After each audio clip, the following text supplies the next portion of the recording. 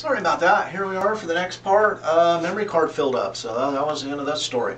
So we're finishing up talking about emotional intelligence and the four skill areas: the personal competence, understanding one's own emotional displays.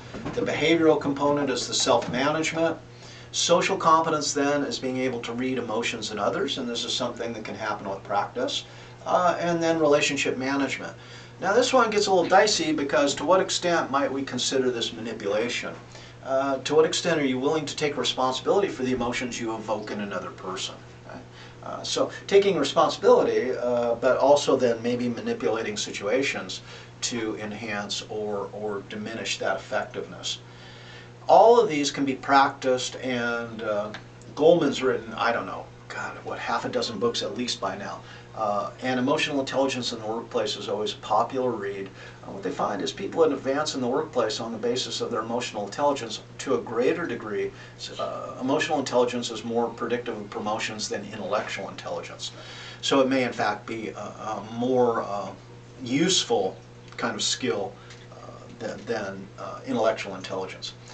So I want to demonstrate emotional intelligence. There's two different ways to look at this. Two different examples in this next clip. This one to me, I know it's going to sound ridiculous, it's kind of a tearjerker, but see, that's emotional intelligence. I already know that, and I know how it will affect me. But it doesn't matter, so let's go ahead and take a look at this as an example of two different approaches to processing the emotion in another person, another being. Rocket!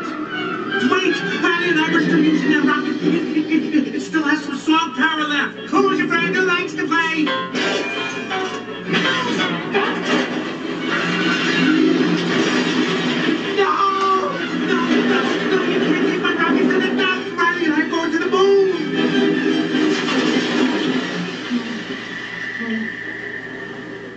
Riley can't be done with me.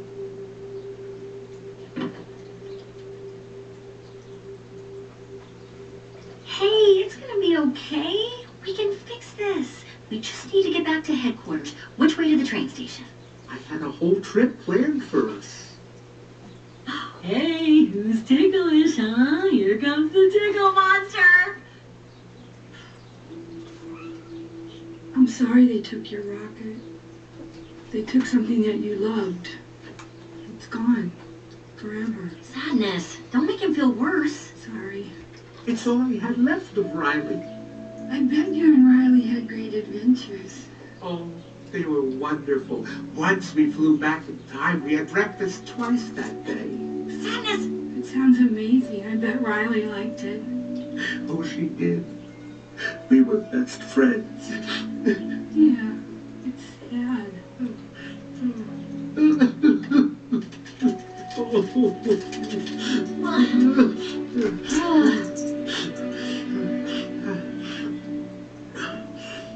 I'm okay now.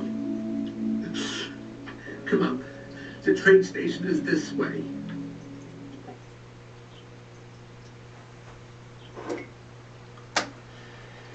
So when dealing with another, we can seek to take them out of their emotional state, by tickling them, by trying to say something funny, but I don't know that we're always doing the person a service in that regard.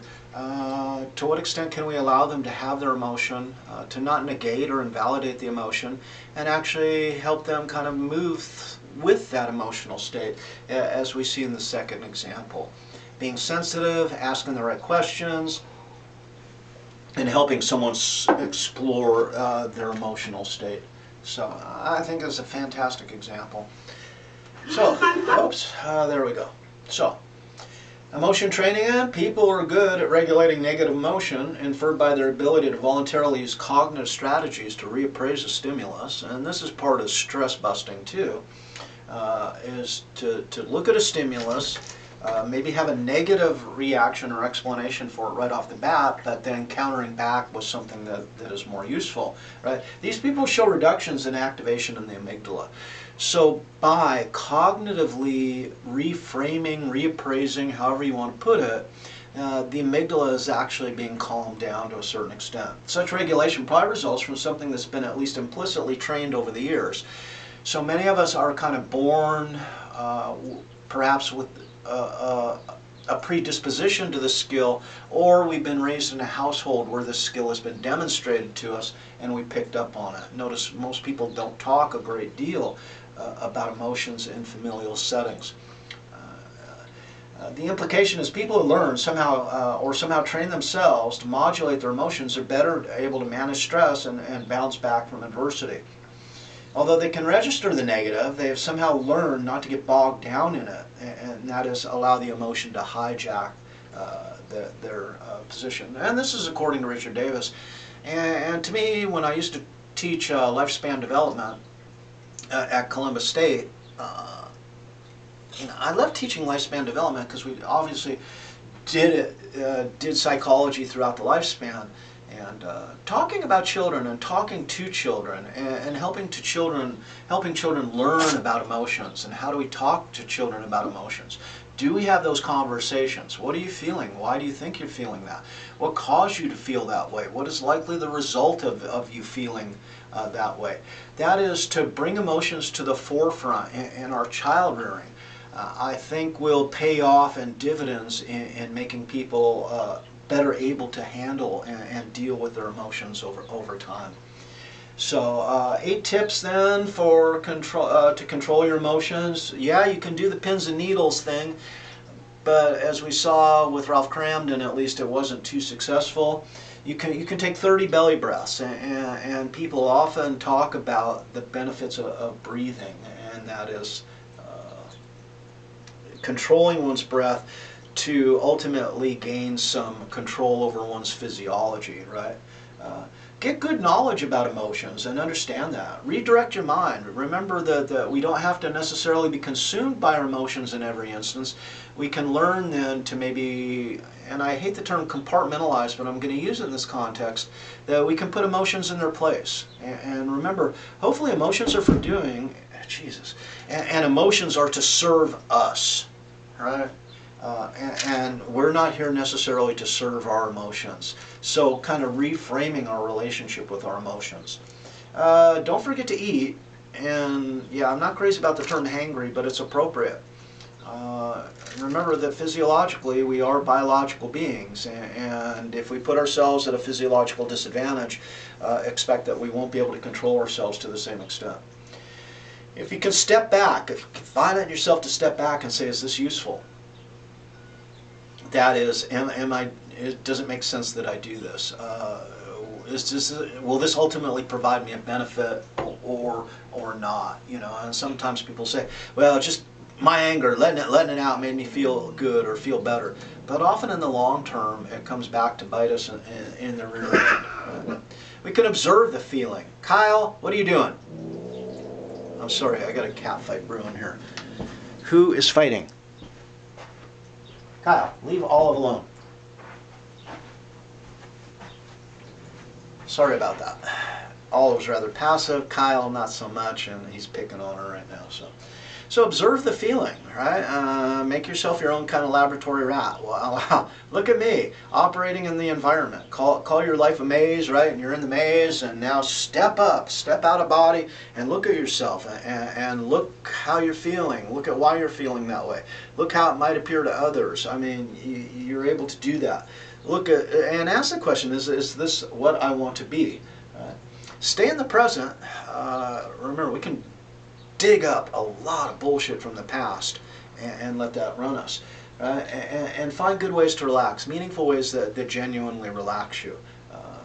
And all of these are components, right, to becoming better in touch with your emotions. The flower present here, what do we got there? Yep, that's the clematis, and their clematis plants are flowering big time now, so more pictures of those to come here. That's all I got for emotion and relationships. So stay tuned. We're going to start unpacking everything we've learned in the next 2 lectures. So we've talked a lot of constructivist kind of stuff. We're going to do the deconstructive stuff in the next 2 modules. And we're, kind of jetting towards the end of our course. So don't forget, we had an activity, we had an at-home activity, I believe it was number 6. You'll be getting one more. At-home activity number 6 embedded in this lecture was lead love style. I think it was in part 3, but it might have been part 2. I don't even know how many parts we're up to now. We had a memory cord debacle on that last one. Anyway, the best from Alice. There she is. She's looking a little calmer, a little more satisfied now. And we see Rosie in the background. And maybe if Rosie's feeling really good and not too squirrely, we'll see. Goodbye to Rosie here. She's a real sweetheart. All right, Rosie. Yeah, she's pretty calm right now, so okay. So from Rosie and me, I hope you have a good day. I hope you stay safe, and I hope you stay healthy.